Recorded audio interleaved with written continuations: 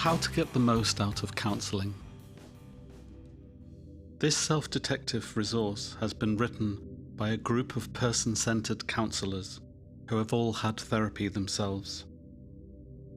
It's designed to give you some idea of how you might use your time constructively, both inside and outside the counselling room. As ever, we are merely throwing ideas up into the air and asking, is this useful to you? We trust you will take whatever you need from this information and disregard the rest. We wish you well. Where would you like to start? Generally speaking, people come to counselling because they want to improve the quality of their life in some way. They want to change for the better. They may want to avoid or reduce pain, seek pleasure, resolve problems, cope on a day-to-day basis, share a secret never told, explore themselves, become more empowered and in control of their lives. Counselling gives people the time, space, and focus to untangle their thoughts, their feelings, and their actions without having to worry about what people will make of all of these raw, unedited outpourings. There is no right approach to counselling. What works for one person might not for another. Some people come wanting to talk about something in particular, to tell their life story, to make a decision, to reach a goal. Others might want to be spontaneous and be open to having an experience, while some have no idea how counselling works and end up having a good or a bad time, depending on a whole host of random factors. How do counsellors differ from talking to friends and family? If it does help you to talk things over with people in your life, then all good and well. Yet often, we don't know how sharing information is going to turn out. Sometimes family and friends pass on what you have said to others. Sometimes their responses can be self-centered or even hurtful. Sometimes they will stop you talking because it makes them uncomfortable. One of the many benefits to counselling is that the counsellor doesn't know you, so they have no prior knowledge about you. They only know what you tell them. This neutrality and absence of personal politics can help free you up, help you to explore your situation in a bubble away from your everyday life. I'm broken and need fixing. Can you help me? Counselling doesn't seek to mend a person or make them normal. If you are in distress, you are being human. You are reacting to circumstances in a totally human way. You don't need to be treated as though there's something wrong with you. Reaching out for help is totally human. We are all social creatures. How can counsellors help people? Counsellors help individuals by going on a psychological journey with them. They have a wide knowledge and experience of wellness and unwellness. Meanwhile, as a client, you are the expert of yourself. The counsellor wants to understand you. You want to understand you. So hopefully together you can make a pretty good team. How does counselling work in practice? In its most basic form, counselling is about two people together in a private space communicating. Nothing more, nothing less. We say communicating because whilst most people talk in their sessions, there are other ways to make connections, such as art, craft, music, movement, etc. Either way, something happens when people open up and let whatever is bothering them shift from the background of their brain to the foreground, where it can be dealt with by both the mind and the body. This is known as externalizing the internal, or better out than in. However, before you bring whatever is troubling you to the forefront of your awareness, you'll likely need to feel safe in your surroundings. You'll likely need to trust the counselor and trust the ideas of counseling itself. So, let's go through each of these in turn. Feeling safe. Unless you are in a safe and stable place, it's unlikely you'll be able to make the necessary changes in your life. Feeling safe allows you to stay in your human brain and access logic and reason. This in turn lets you link your thoughts with your emotions inside your mammal brain. Feeling unsafe keeps you largely inside your reptilian brain, which is geared towards keeping you alive, and which doesn't include the luxury of counselling. Carl Rogers, who coined the phrase person-centered counselling, said a person can change when they have the right conditions to do so. Part of the role of a counsellor is to help create those conditions for you. Trusting the counsellor. If a person feels safe and feels they can trust their counsellor, then they're more likely to be open and open to change. When you encounter a counsellor for the first time, you'll no doubt be sizing them up, using all of your senses and past experience to rate them. A good counsellor will go out of their way to make you feel comfortable and equal to them. They will figure out your needs and try to meet them. They will set up a contract on what you can expect from them and what they can expect from you. They will seek to establish a clear line between what is respectful and acceptable and that which is not, otherwise known as being boundaried. Everything they do, moment by moment, comes with an invitation, which means you can always accept or decline their offerings. If you don't think the counsellor in front of you can help you or isn't safe to be around, you are under no obligation to participate. Everything about counselling is centered around voluntary participation, which means you can pull out at any time. Some people believe that the therapeutic relationship between the counsellor and the client is the most important part of the work. It's the relationship that heals, says Irvin Yalom. In the shelter of others do we exist, so goes the Irish proverb. What is this word process that people keep talking about? A process is a number of steps taken towards a positive outcome. Words around process could include task, undertaking, activity, exercise. Without a process, you have nothing to build on, no traction, no continuity. If you only have the content of a story, it won't go anywhere. You'll remain in the same place unchanged. However, if you reflect on the story, challenge the account, alter the narrative, then you have a process. Now you're cooking with gas. Trust the process. Distress and how to recover from it. For any pain and suffering to become problematic, it's likely to have become stuck or trapped somewhere within our brains or in our bodies. Stubbing your toe is painful, but the pain subsides. Distress lingers because without help it doesn't have anywhere to go.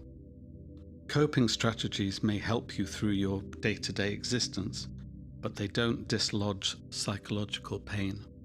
Through language and communication, psychological pain and suffering can always be broken into smaller parts, making them less overwhelming and more manageable.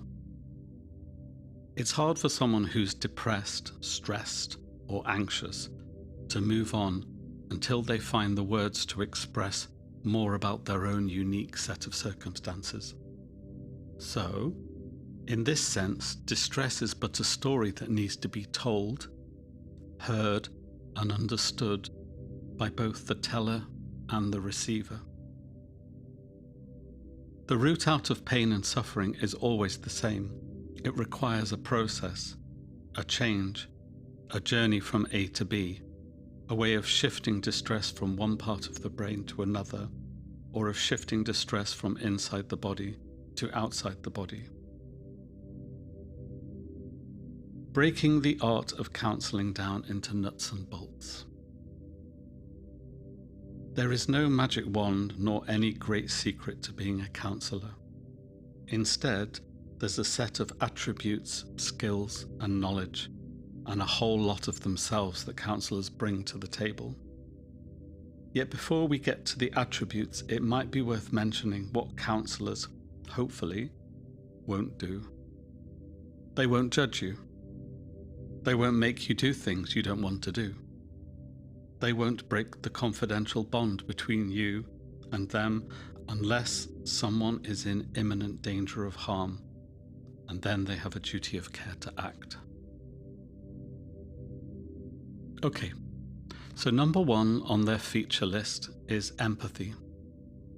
This is the ability to understand what it's like to be in someone else's shoes. To do this, you don't imagine or believe you are correct in your assumptions about them. You do this by checking with them and letting them decide whether or not you are being empathic. You are attuned, moment by moment, to their ever-changing internal landscape. Second is authenticity. A counsellor gives the client the opportunity to trust them by being themselves. They're not trying to be anyone else. They're still themselves whilst in the role of counsellor. They're a counsellor who is uniquely themselves. They genuinely want to listen to what the client has to say. They genuinely want to understand what's going on for the client. They genuinely prize and value the client. And if the client can recognize and receive all of this goodwill, there's every chance that this strong cocktail of wellness can be the catalyst for change. Another important part of the process, which is sometimes overlooked or taken for granted, is known as psychological contact. Here, the counsellor makes themselves emotionally available to the client. The counsellor puts themselves forward as being ready and willing to form a therapeutic relationship or alliance. This action immediately makes the counsellor vulnerable, as you cannot truly enter into a relationship without being vulnerable. Together, the counsellor and the client share their vulnerabilities. They're equally vulnerable and equally powerful. So much of therapeutic healing work comes down to the intimate spaces between people. Finally, the thing that gives counsellors the confidence to enter a room with someone in distress and believe that they can help them is to have a theory, a framework that underpins their work, something they can always fall back on, which in our case is called person-centered therapy. What does the word integrative mean?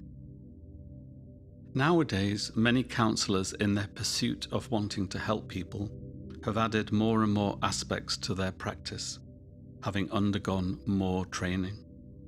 This means they can mix their interventions in response to a client's needs.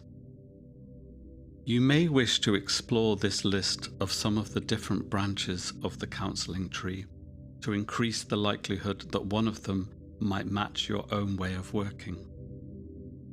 Gestalt therapy, creative expressive therapy, transactional analysis, narrative therapy, couples therapy, family work, otherwise known as systemic therapy, process work, Body Orientated Counselling, EMDR, to name but a few. Do I need to prepare myself for counselling? Well, while there's no harm in thinking about what you might want to talk about, possibly the best thing you can do is to come along with an open mind and have an experience. Once you have had your first session, you can then reflect on it and bring your reflections to the next meeting, and so on and so forth. Two things to bear in mind. Traumatized people think, feel, and act differently to the rest of the population. Their brains have been reshaped to adapt to what happened to them or what is still happening to them. They can undergo profound personality changes, and their perception of their environment is unrecognizable from the view of a non-traumatized person. It's worth noting that if you've suffered any kind of trauma, and unfortunately a lot of people have, and this trauma hasn't been resolved, you're likely to struggle to control and regulate yourself as your alarm system is permanently activated. You're now hot-wired to fighting, freezing, fleeing. Your body often flooded with survival hormones. For this reason, a good counsellor will seek to calm down or wake up your nervous system, depending on what you need, to help you become more present and able in the counselling sessions. If they do not, there are plenty of body, otherwise known as somatic exercises online to help you learn this skill yourself, with names such as body tapping, emotional freedom technique, trauma and tension release, havening, bilateral music, grounding techniques, breathing techniques, etc. Similarly, if you have low self-worth and you come to counselling with a harsh attitude to yourself, there's a real danger that you may use new information and insights to put yourself down, the opposite of what you want to achieve. Working out how to silence our critical internal voice might be one of the most useful things that you do at the beginning of counselling, so that your mind can be freed up to work with you rather than against you, to be self-caring rather than your own worst enemy. How might counselling fail? Here's an incomplete list of how counselling might not work at any given moment. If you aren't really invested in yourself, your well-being, or the process of counselling. If you don't trust counselling to work, or if you sabotage the process. If you can't remember what happened in each of the sessions. If you don't like the counsellor or feel that they don't like you. If you are unwilling to take responsibility for yourself or your actions. If you are passive and want to be told what to do. If there is too much going on in your life for you to utilize therapy. If you've been forced into attending rather than coming voluntarily.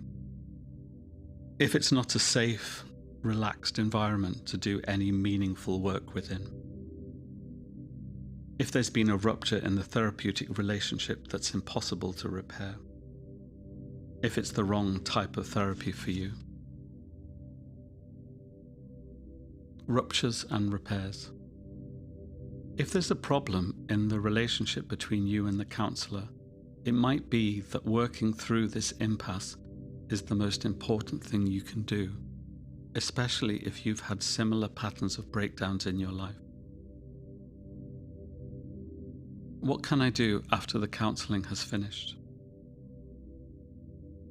Depending on your situation and how many sessions you've had, you'll either have made some good inroads into your issues, or, better still, overcome your hurdles.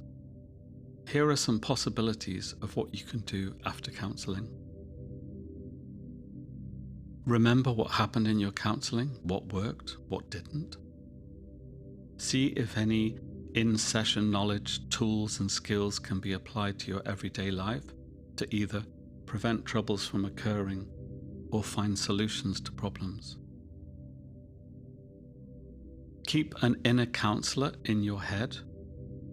When you need to work something out in your mind, you can have an internal dialogue using what you would imagine a counselor asking you, and then seeing if you can answer these questions yourself. Keep awareness of what's going on inside and outside you so that you see problems on the horizon early and can deal with them sooner. Return to counselling in the future as and when you need it. Consider group work. Continuing therapeutic work via a support group can help to expand your world with the help of peers who are listening to you and sharing their own stories. Build up an understanding of yourself and how you tick by matching information, concepts, and ideas from thinkers over the past 100 years with your own unique set of circumstances in order to generate valuable insights. Check out more interactive self-detective resources via our website, www.selfdetective.net. So there you have it, a snapshot of counselling from the viewpoint of a group of counsellors come clients.